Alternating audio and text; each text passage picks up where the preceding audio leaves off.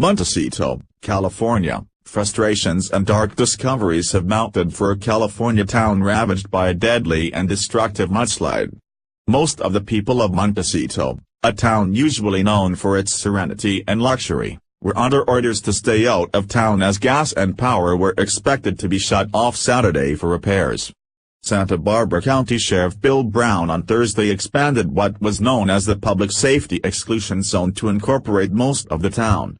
That meant even those who had stayed behind would have to leave and those who entered the zone would be subject to arrest. "It is a little frustrating," said Sarah Atman, whose home was undamaged and whose section of town still had gas and electricity. "It's martial law here, basically."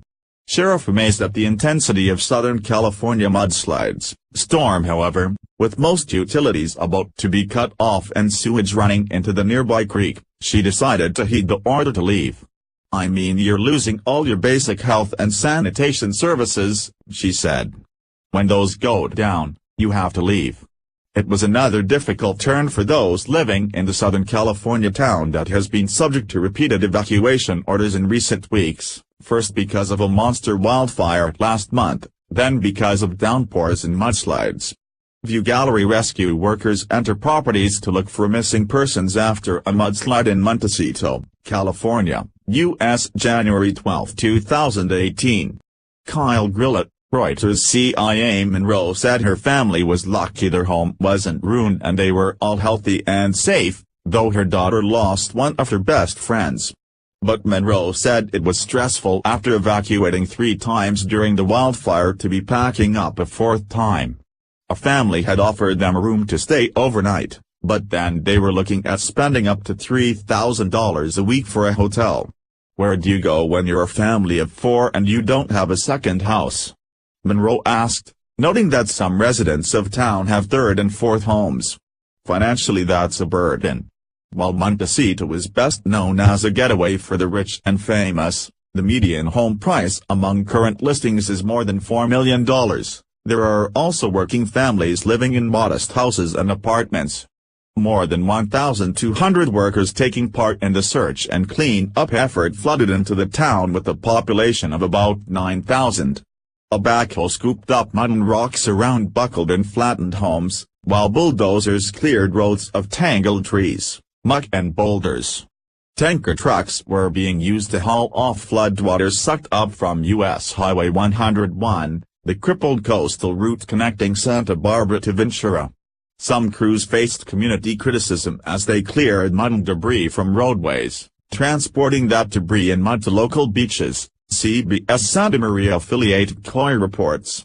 Santa Barbara County officials, however, said the sediment does not contain debris, rocks or vegetation.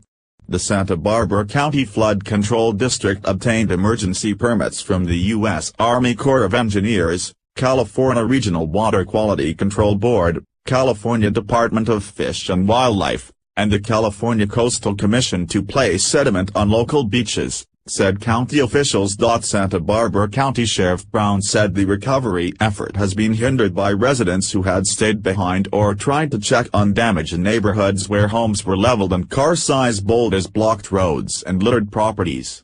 Rescuers were busy probing thick muck, swollen creeks and tangled trees with poles in search of 7 missing people while dogs sniffed for bodies. A crew found the body of the 18th victim, Joseph Bleckel, 87, before noon Friday in his home near Romero Canyon, Brown said. It was the first death discovered since Wednesday. The cause of Bleckel's death wasn't announced, but all other victims died from multiple traumatic injuries due to a flash flood and mudslides. "This is all I have, everything is gone," Lalo Barajas told CBS News Carter Evans. All he has left to remember his life partner of 17 years, Peter Flaherty, are the mementos he found a half-mile from their house. He says they lived in a voluntary evacuation zone, so they decided to ride out Tuesday's storm. Then the mudslide hit. "The floor felt like it had no support at all, it was rolling underneath me," Barajas said. "The walls just burst open, the mud came in and just shot us both out of the house. They were soon pulled in different directions. The last thing Peter yelled out to me was, 'Lalo, grab onto some wood and don't let go.' and that was the last I heard of him," he recounted. The 7 missing people included Fabiola Benitez, the mother of Jonathan Benitez, a 10-year-old killed in the flooding. Benitez lived with her sister-in-law, Marilyn Ramos, 27, who was asleep with her daughter, Kaylee, 3, when mud crashed through their Montecito rental home, carrying both to their deaths. "My sister was such a good person, she only thought of others to the point that she would cry with you when you were hurt or sick," said Ramos' sister, Jennifer Ramos, pausing to sob for several seconds. The husbands of both women and the 2-year-old son of Fabiola Benitez were hospitalized with injuries, Ramos said. Drenching rains that unleashed the deadly torrents managed to finally contain the largest wildfire in state history, which burned for weeks above Montecito and stripped the steep hills of vegetation, making it prone to mudslides. The U.S. Forest Service announced Friday that the fire that burned 440 square miles was fully contained.